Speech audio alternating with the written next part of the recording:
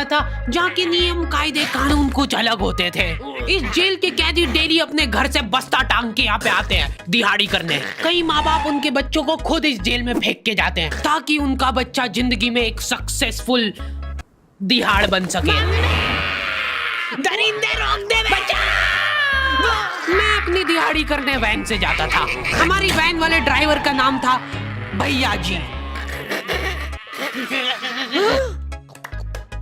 और उसकी वैन का नाम था मैजिक, जिसका हर दूसरे दिन टायर पंचर हो जाता था। बच्चे लोग स्कूल जाके पढ़ना सीखे ना सीखे टायर पंचर बनाना जरूर सीख जाते थे। लेकिन भैया जी से मेरा अलग अटैचमेंट था। उनसे मेरे को दिल से नफरत थी। ये आदमी सुबह 5 बजे आके मेरे घर के सामने हॉर्न बजाता था। अरे भैयू, ओए भैयू, जल्दी से तैयार हो जा बेटा, 5 मिनट में निकलना है फटाफट। 9 बजे का स्कूल है यार हमारा। लेकिन ये आदमी सुबह सबसे पहले आके मेरे को लेता था। उसके बाद हम 3-4 घंटे पूरे शहर भ्रमण पे निकलते थे। शहर के पूरे आखिरी कोने से बच्चे ले लेके आता था ये आदमी। जहाँ पे वैन जा भी नहीं सकती उधर कूदा के ले जाता था ये, और फिर टायर पंचर हो जाते थे। शाम पड़े वापस से हमको घर छोड़ के आता था ये। जिंदगी बर्बाद कर दी थी भैया जी ने मेरी। सबसे पहले लेते थे और सबसे आखिर में छोड़ते थे। लेकिन मैं फिर भी उसी वैन में जाता था क्योंकि चमेली भी हमारी वैन में आती थी। और बात यह है कि वो मेरे पास ही बैठती थी, मतलब मजबूरन। उसके पास और कोई ऑप्शन ही नहीं बचता था और मैं बचाता भी नहीं था। मैं घर पे जाते से जो 2-3 घंटे मेरे को सोने के लिए मिलते थे उसमें सोता नहीं था और मैं प्लानिंग करता था कि कैसे चमेली सिर्फ मेरे पास बैठे। चमेली सबसे आखिर में आती थी और मैं सबसे पहले सुनसान वैन में चढ़ के बस्ता अपने पास में रख के और फसर के सो जाता था। बाकी सारे बच्चे अपना बस्ता गोदी में रखते थे क्योंकि तुम्हारे बाप की वैन नहीं है, मतलब मेरे भी नहीं थी, पर मेरे ऊपर भैया जी को तरस आ जाता था कि बेचारा 5 बजे से आया है, तो वो सोने देते थे। अरे कैसे चला रहा है ये गाड़ी? रुक जा, गाड़ी चलाना नहीं आती क्या? देखो, आदमी इतना तभी चिढ़ता है जब उसकी जिंदगी में कोई लड़की ना हो। नहीं है ना? नहीं, मैं समझ सकता हूँ लड़की ना होने का दुख दर्द। मैं भी किसी जमाने में लड़कियों की तलाश में गली मोहल्ले भटकता था। फिर एक दिन मेरे पास से वो निकली। जैसे ही मैंने हैपन खोल के देखा उसकी आईडी मेरे फोन पे चमक रही थी। हैपन ये एक रियल लाइफ डेटिंग ऐप है। यहाँ पे तुमको वो लोग मिलेंगे जो तुम्हारे आस पड़ोस से निकले हो कभी ना कभी। 100 किलोमीटर दूर रहने वाले लोगों से बात करके फायदा ही क्या जब तुम मिल ही ना पाओ। और अगर तुम्हारी घिनौनी शक्ल देख के यहाँ पे तुमसे कोई प्यार मोहब्बत नहीं भी करता है तो तुम फ्रेंडशिप तो कर ही सकते हो फिर भी। So go and check it out happen. Link is in the description. लेकिन मैं सोता नहीं था। मैं आंख बंद करके चमेली के घर का इंतजार करता था। तो क्योंकि चमेली आखिरी में आती थी तो वैन पूरी पैक पुक हो रखी होती थी, बच्चे बाहर उबल रहे होते थे और मैं अपना बस्ता पास में रख के एक्टिंग देखो एक्टिंग। और जैसे ही वो आती थी, हड़बड़ाना नहीं, ऐसे टाइम पे हड़बड़ाते नहीं है कि फटाफट बैग उठाया और आओ इधर बैठो जल्दी। मत करना ये हरकत, भाग जाएगी वो। ठरक नहीं झलकना चाहिए जरा सिक भी, एकदम सटल रखना है। क्या हुआ? और कहीं जगह नहीं है क्या? तेरे मुंह में मूत दूंगा मैं। अच्छा ठीक है, इधर ही बैठ जाओ। देख रहे हो एक्टिंग देखो तुम लौंडे की। ना जाने कौन सी नशीली खट्टी मीठी खुशबू लगा के आती थी चमेली। आज तक उसकी खुशबू है मेरी नाक में। मैं वो खुशबू का पूरा मजा ले ही रहा होता हूँ, इतने में एकदम भभका बास आती है जनेका से। जैसे ही मैं बाहर जागता हूँ मरा हुआ कुत्ता पड़ा है वहाँ पे। एक काली कार सूख करके निकली और मेरे बच्चे को मार दिया। कैसे करके निकली? शूक। ऐसे नहीं निकली थी, मैं यहीं पे खड़ा था, वो कार आई थी और जैसे ही वो बच्चा नीचे आया तब वो खड़ा, वो बच्चा चिल्लाया और फिर कार शूक करके भाग गई। उधर कुछ बच्चे ऑटो रिक्शा से भी आते थे स्कूल। ऐसा लगता था कि पूरे स्कूल के बच्चे इस एक ऑटो रिक्शा में ठूस ठूस के ले जाता है वो। ये ऑटो वाले और भैया जी दोस्त थे और अब ये बीच सड़क पे रेसिंग लगवा रहे हैं। इनकी गाड़ियां उबला रही है बच्चों से, पर फिर भी नहीं मान रहे ये लोग। नहीं जीतूंगा। स्कूल जाके वो पीछे मुलट के देख रहा है तो एक बच्चा नहीं बचा उसके ऑटो रिक्शा में। हमारे भैया जी बेचारे पीछे से उनके गिरे हुए बच्चों को उठा उठा के ला रहे थे। ये सब हरकतें करके हम लोग जैसे तैसे कैद खाना पहुंच जाते हैं। सुबह 5 बजे से निकलने के बावजूद हम लोग लेट पहुंच रहे हैं। वहाँ पे पहुंच के हमने देखा कि 4 लौंडे मरे हुए पड़े हैं। जिनको डॉन ने मारा है। डॉन हमारे स्कूल की इंचार्ज थी।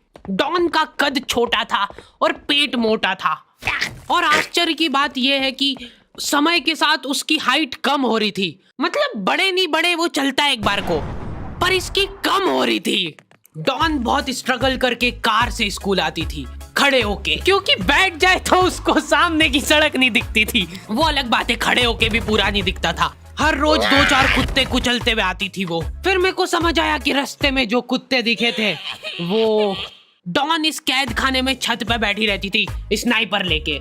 कोई भी कैदी कुछ गलत गतिविधि करता हुआ दिखता था तो वहीं पे, मैडम इनकी लाश का क्या करना है?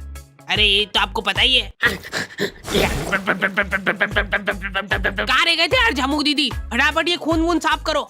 झमू दीदी बुलेट से स्कूल आते थे और ये अफवाह फैली हुई थी पूरे स्कूल में कि उनके घर पे मर्सिडीज भी है। लेकिन झमू दीदी हम्बल रहना पसंद करते हैं। ऐसा कहा जाता था कि ये स्कूल ऑन पेपर झमू दीदी के नाम पे ही है, पर वो हम्बल रहने के लिए यहाँ पे झाड़ू पोछा लगाती है। वैसे मैडम इन्होंने करा क्या था? गैर कानूनी पेन फाइट का सट्टा खेलते थे ये लोग क्लास में। उससे मेरे को प्रॉब्लम नहीं है, मेरे को क्यों नहीं? हाँ, हमारी क्लास में पेन फाइट का सट्टा चलता था।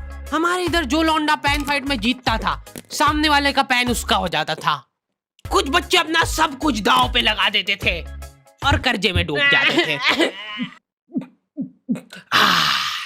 फिर भी वो लोग हार नहीं मानते थे और अपने दोस्त से पेन उधार लेके खेलते थे और वापस हार जाते थे। तो अब क्लास में कुछ बच्चों के पास पोटला भर के पेन पड़ा है और कुछ बच्चों के पास पेन ही नहीं है। पेन इस कैद खाने की करेंसी थी। जिसके पास जितने महंगे पेन वो उतना रईस। यहाँ पे ब्लैक में पेन इधर उधर होते थे। नॉर्मल लोगों के पास होते थे 5 रुपए वाले जीफी जेल, जो कि तुम एक पन्ने पे लिखोगे तो पीछे 10 पन्ने तक छप जाएगा। और उनसे भी गए बीते लोग होते थे जो 3 रुपए वाला यूज एंड थ्रो लेके आते थे और उससे भी उनकी अच्छी राइटिंग आ जाती थी। बहुत चिढ़ मचती थी यार मैं कौन से। और कुछ चुनिंदा रईस लोग होते थे जिनके पास होता था ट्राईमैक्स। हर बच्चे का सपना होता था कि उसके पास एक ट्राईमैक्स हो, साथ में आसपास 2-4 लड़कियां हो। मेरे को प्लीज मेरे को यहाँ पे ऑटोग्राफ दे दो। ये लो ट्राईमैक्स की इनके ये ट्राईमैक्स। क्या बात कर रही है? सही में एकदम रईस लोग ही अफोर्ड कर पाते थे ट्राईमैक्स। वो बाबड़े भी एक एक अक्षर लिख के रिफिल खोल के देखते थे।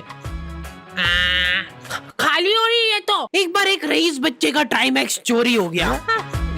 पूरे स्कूल में हाहू मच गई थी। वो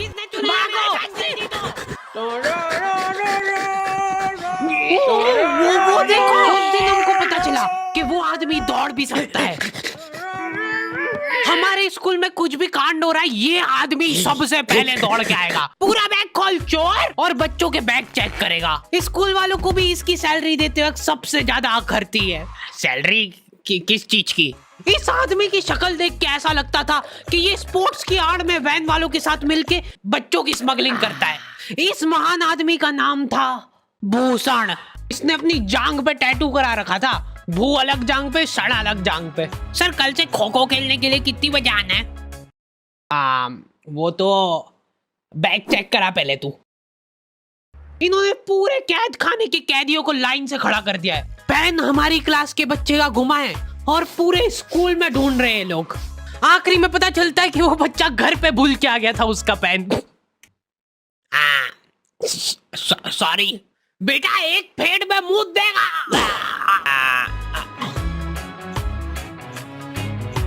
ऐसे तो नमूने बच्चे थे हमारे स्कूल में, और टीचर लोग उनसे भी गए बीते थे।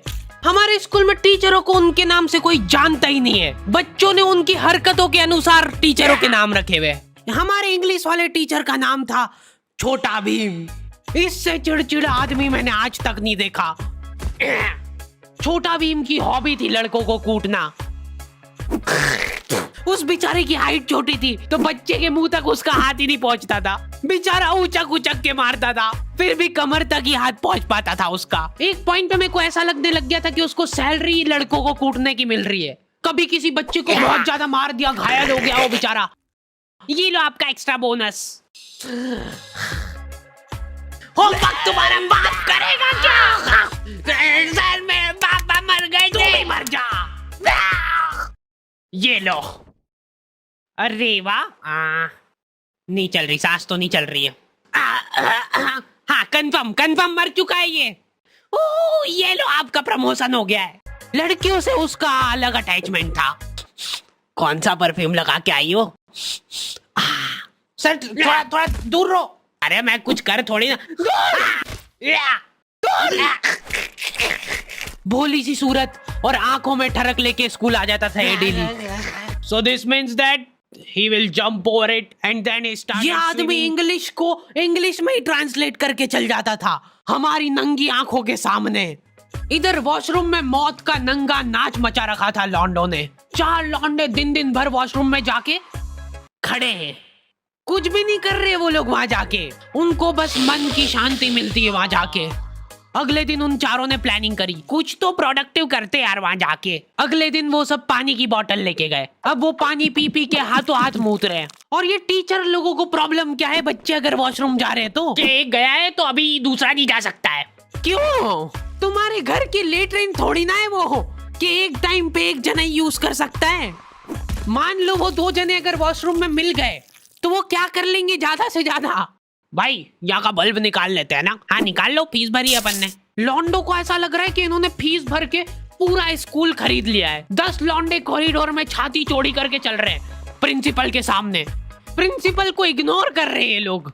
इनको ऐसा लग रहा है कि इन्होंने फीस भर दी है तो प्रिंसिपल इनके पैर पड़ेगी। उनमें से आधों ने फीस भरी भी नहीं है। हमारा स्कूल बिल्कुल सेफ नहीं था। हमारे वॉशरूम में चोरियां हो जाती थी यार। बल्ब चोरी करने के बाद सब लोग अंधेरे में मूत रहे एक दूसरे के जूते पे। उधर कर। उसके बाद पूरे वॉशरूम में कुछ दिख नहीं रहा है चोरी करने का। तो ये लोग हाँ नल उखाड़ के ले गए। नल कौन ले जाता है? कभी वो मछली वाले साबुन चोरी हो जाते थे, कभी ये फिनाइल की सफेद गोली को माउथ फ्रेशनर समझ के खा जाते थे। भाई इसको चबा मत, इसको चूस, ज्यादा देर तक चलेगी ऐसे। ठंडक हो रही भाई, ठंडक।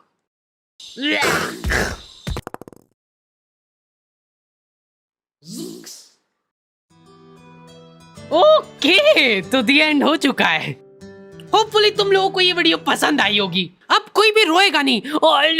किधर गया? वो मर चुका है। लो भाई तुमको जो चाहिए था ले आया हूँ मैं। अपने दोस्तों को ब्लैकमेल करो उनकी गंदी फोटोज दिखा के कि उनको ये वीडियो मजबूरन देखना पड़े। बाकी अगर तुमको इसका सेकंड पार्ट चाहिए तो 2.5 लाख लाइक्स कर दो फटाफट। और हैपन चेकआउट करना बिल्कुल मत भूलना, लिंक मैंने डिस्क्रिप्शन में डाल दी है। मिलते हैं नेक्स्ट वीडियो में।